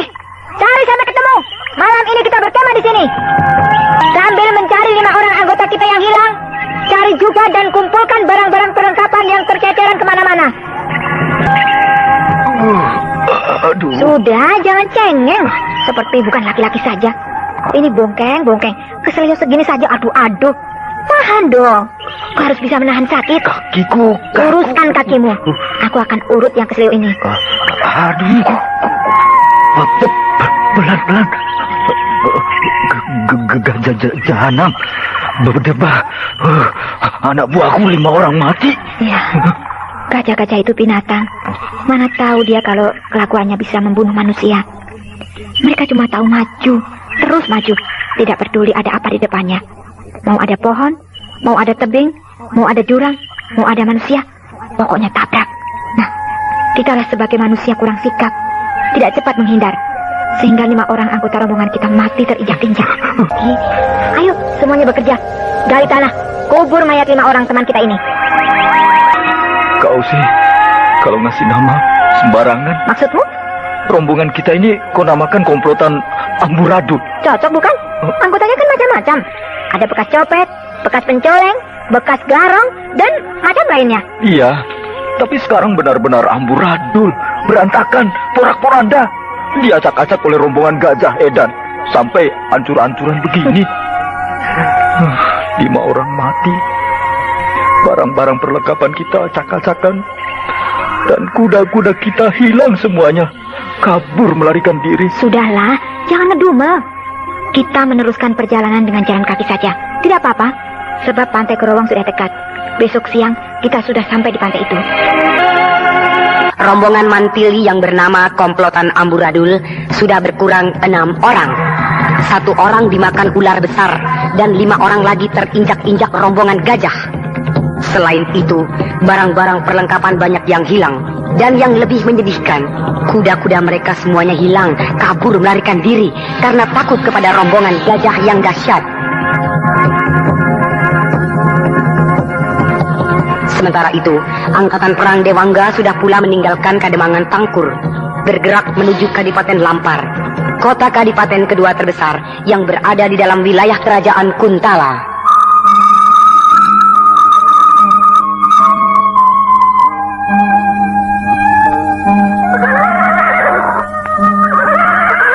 Saudara-saudara, para panglima dan para bangsawan, kita sudah sampai di desa Bantaran. Berarti besok siang kita sudah akan sampai di gerbang tapal batas Kadipaten Lampar. Kerajaan Kuntala mempunyai 10 kadipaten. Yang terbesar adalah Kadipaten Panglayang, setelah itu Kadipaten Lampar. Oleh karena itu, saudara-saudara, bersiaplah untuk menghadapi perang besar.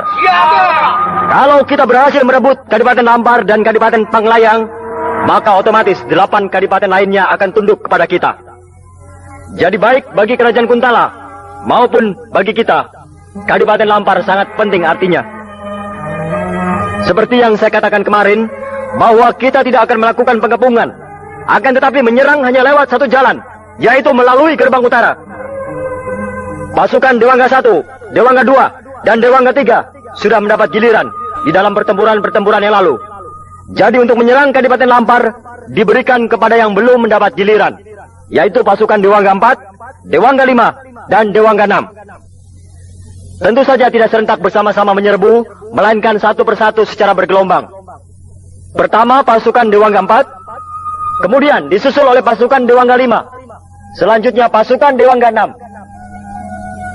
Seperti biasa, tanda untuk bergerak maju ialah panah api. Jadi begitu melihat panah api meluncur ke angkasa, maka gelombang pasukan berikutnya langsung menyerbu. Mudah-mudahan hanya dengan 3 kekuatan, yaitu pasukan Dewangga 4, 5, dan 6, Kadipaten Lampar bisa dilumpuhkan, sehingga kita punya cadangan pasukan yang segar bugar. Nah, saudara-saudara, selamat berjuang!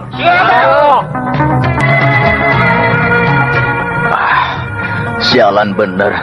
Gajah-gajah itu memang Gajah Edan. Akibat mereka, kita kehilangan kuda. Yang mestinya enak menunggang kuda, jadi capek jalan kaki begini. Soalnya kakimu yang keseril masih belum sembuh benar, sehingga jalanmu agak terganggu. Ya itulah, seharusnya di saat kakiku sakit begini, naik kuda, malah jalan kaki. Kalau kau capek, berhentilah, istirahat. Lalu kau? Karena aku tidak capek, ya aku terus saja jalan. Jadi aku akan kau tinggalkan? Iya. Kau jangan gila, Mantili. Jauh-jauh aku mengikuti kau, di tengah jalan ditinggalkan. Makanya, jangan ngomel. Ayo jalan terus. Kau memang manusia aneh, Mantili. Aneh? Ya, rombongan kita ini semuanya laki-laki. Perempuannya cuma 1. Hanya kau seorang. Tapi semuanya, tuh, lihat. Anak buah kita yang berjalan di belakang kita. Jalannya sudah terseok-seok kecapean. Tapi kau yang perempuan justru tidak apa-apa. Kau tidak tampak capek sama sekali. Disinilah gunanya ilmu kedikjayaan. Ilmu kedikjayaan itu bukan hanya untuk berkelahi saja, tahu? Akan tetapi untuk menolong diri kita sendiri. di saat menderita seperti ini. Iya, kau benar. Sudah aku bilang supaya kau mau belajar ilmu kedikayaan, tapi kau ogah-ogahan. Disuruh puasa, baru 1 hari sudah lemas. Mana bisa jadi orang dikjaya kalau tidak tahan puasa? Aku luka. Kita sudah berada di tepi. Hei, hati-hati! Di istri kalian ada jurang. Jalan perlahan-lahan saja.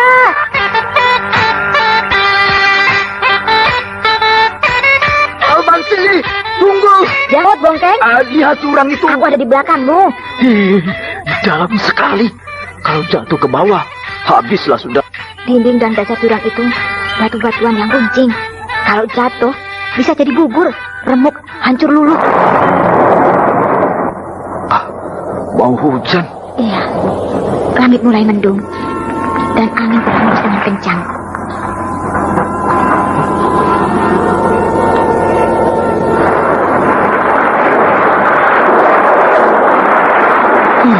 Hujan sialan. Persis kita sedang berada di pinggir jurang. Turun hujan. Wah, jalanan di pinggir jurang ini jadi licin kena air hujan.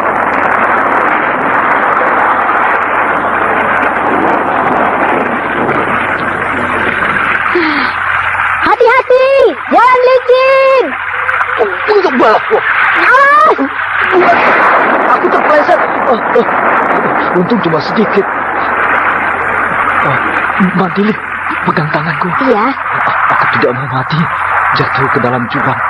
Aku mau mati karena berkelahi dengan musuh. San Momeng, jangan terus. Kalau harus mati jatuh ke jurang, asal sama kamu, ya kita mati bersama-sama. Aku mau. Hus, jangan ngaco kamu. Ayo, jalan terus.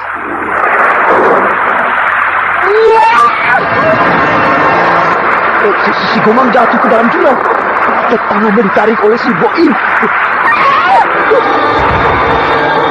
Si Boim jatuh juga. Maju terus perlahan. Maju.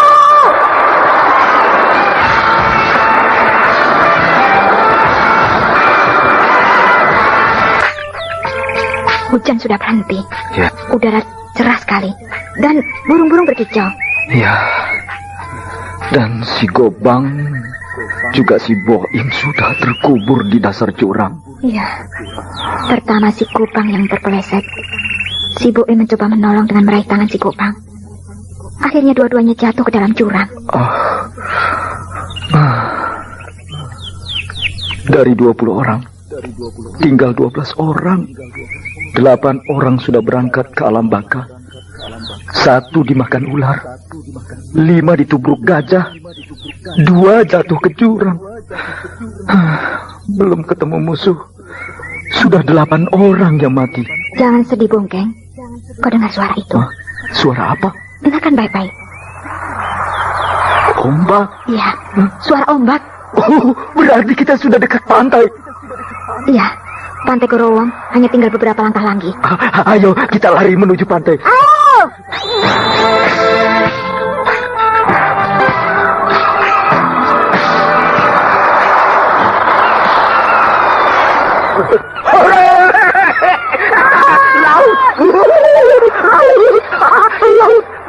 Inilah pantai Korowong. Lalu Pulau Belibis di mana? Di sana? Di mana? Kok tidak kelihatan?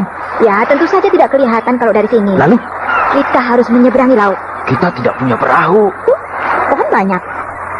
Nah, kamu, dan kamu 3 orang mencari rotan dan akar. Yang lain menebang pohon. Ayo!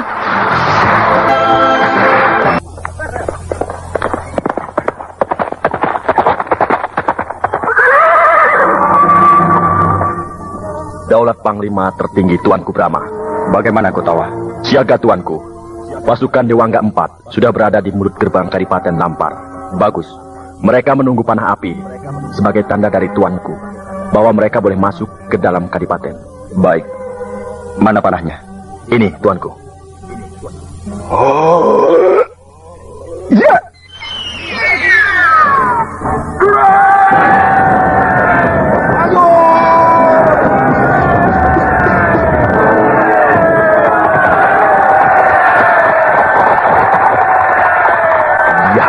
Panglima pasukan Dewangga 4 sudah melihat panah api yang dilepaskan Tuanku. Dan sekarang dia sudah menggerakkan pasukannya masuk ke Kadipaten Lampar.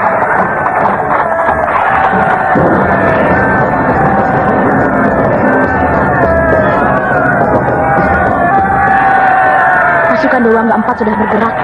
Ayo, kita ke puncak tebing yang sana itu. Mau apa ke sana, Harun? Dari sana kita bisa melihat arah pertempuran.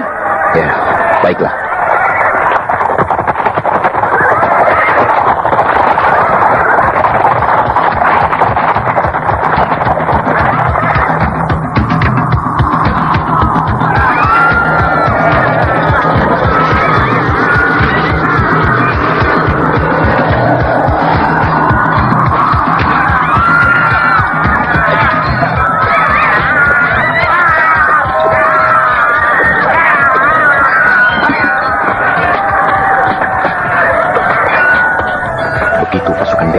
Muncul, langsung diserbu.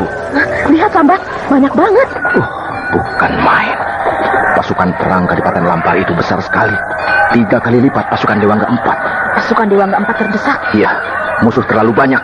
Ayo, kita beritahu pasukan Dewangga 5 supaya mereka maju membantu Dewangga 4. Jangan, Harun. Kita tidak diperbolehkan menggerakkan pasukan, sebab perintah penggerakan pasukan ada di tangan Tuanku Brahma sendiri. Beliau akan menggerakkan pasukan dengan panah apinya. Iya. Lihat, Harnum, panah api meluncur di angkasa. Itulah panah api Tuanku Brahma. Ya, lihat nanti. Sebentar lagi pasukan Dewangga 5 pasti muncul.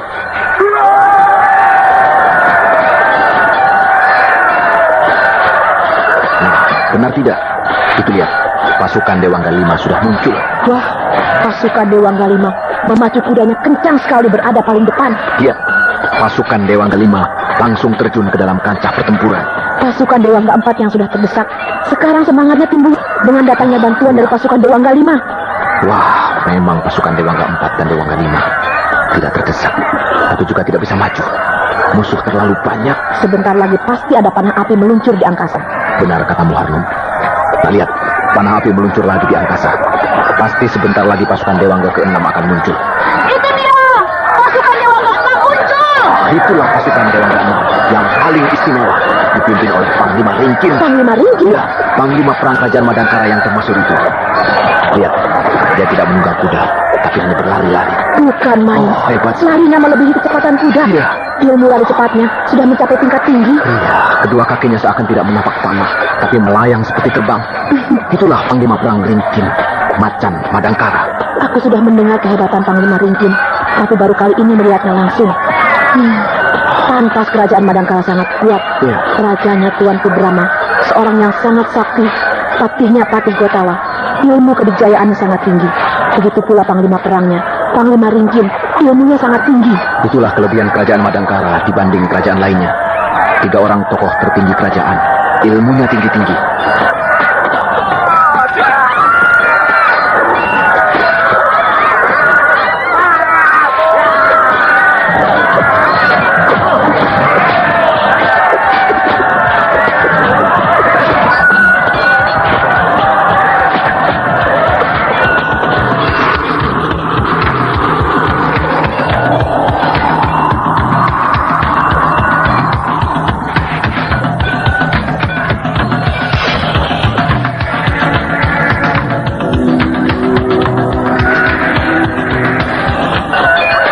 Lihat, pasukan Dewangga 6 tidak ribut, tidak rusuh, tapi dengan mantap menusuk langsung ke dalam inti kekuatan musuh. Wah, dalam waktu sebentar saja, nampak jelas pasukan perang Kadipaten Lampar yang besar itu mulai mundur dan mulai pula nampak kacau. Ya, kacau. Setelah datangnya pasukan Dewangga 6 yang dipimpin Panglima Ringkin itu.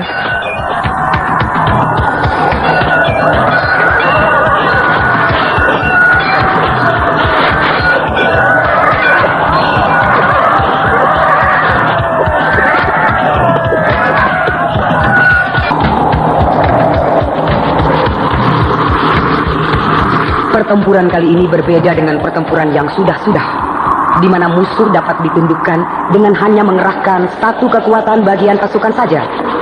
Akan tetapi kali ini, pasukan perang Kadipaten Lampar yang besar, kuat dan tangguh itu memaksa angkatan perang Dewangga mengerahkan 3 bagian kekuatannya sekaligus. Ialah pasukan Dewangga 4, 5, dan 6. Dapatkah pasukan perang Kadipaten Lampar menahan gempuran angkatan perang Dewangga yang dahsyat itu?